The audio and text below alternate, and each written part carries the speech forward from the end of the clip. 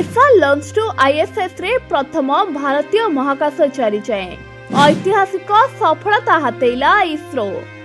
विदाई द्वार रे वर्ष 2025 नुआ आशा आकांक्षा संभावना और सफलता नहीं एंट्री मारिबा को प्रस्तुत हेलानी नुआ वर्ष 2024 आउ किछि दिन मध्यरे अतीत होइजिबो 2025 किंतु भारतीय महाकाश गवेषणा क्षेत्र रे वर्ष 2025 निहाती स्मरणीय रहिबो।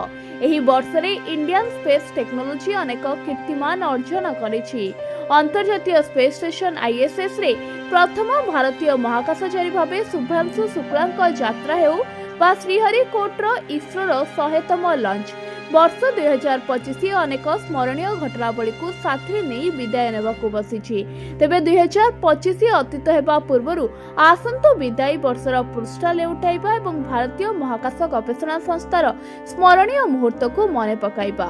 जदि आमे संक्षेप रे भारतीय महाकाशर प्रजुक्ति विद्यार सफलता कहानी कहबा तेबे इसरो पूरा वर्ष रे विश्व आगे निजको प्रमाणित करिपारे तिळे मात्र उणा करि नाही।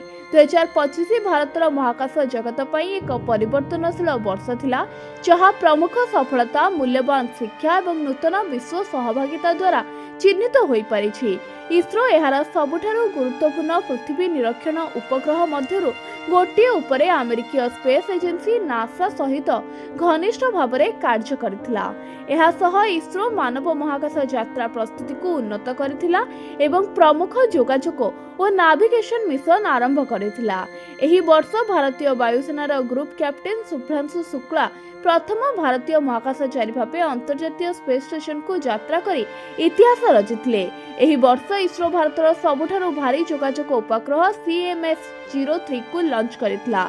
बहु दिन धरी इसरोर उद्यम सफल होई महाकाश रे ऐतिहासिक डॉकिंग और अनडॉकिंग प्रक्रिया मध्य सफल होइतिला। खाली सेतिके नुह इसरो श्रीहरिकोटारू 100तम लॉन्च करी सेंचुरी मारिथिला।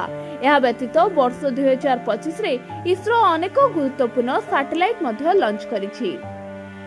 सेहिपरि 2026 मसिया इसरो मार्च सुधा अति कम रे 7टी प्रक्षेपण सहित एहार महाकाश महत्वाकांक्षा को आगे बढ़िबाकू लक्ष्य रखिछि, जहाँ मानव महाकाश उड़ान प्रस्तुति प्रजुक्ति विद्या प्रदर्शन पृथ्वी पर्यवेक्षण एवं वाणिज्यिक उद्यम उपरे ध्यान देब।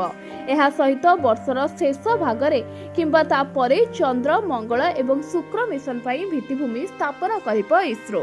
Bureau report ONT news.